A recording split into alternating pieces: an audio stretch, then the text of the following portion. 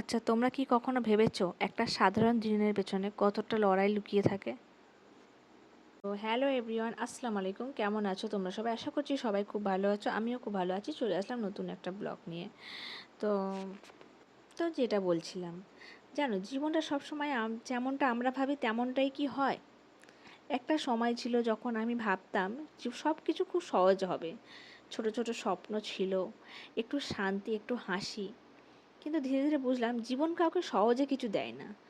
সকালে ঘুম থেকে ওঠা, ঘরের কাজ, বাচ্চাদের সামলানো, বাইরে থেকে দেখলে হয়তো খুব সাধারণ লাগে, কিন্তু ছোট ছোট কাজের মধ্যে কত চাপ, কত ক্লান্তি লুকিয়ে থাকে তা কেউ বোঝে না।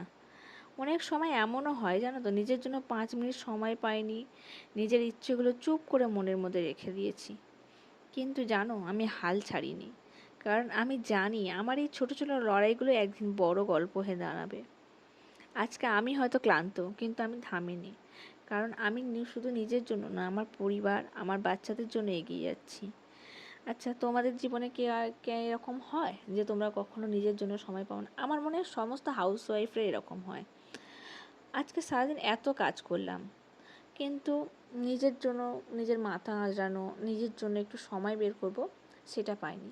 হ্যাঁ, এবার কমেন্ট এসে অনেকেই বলবে আমরাও তো কাজ করি, আমরাও তো বাচ্চা সামলাই, আমরা কি সময় পাই না?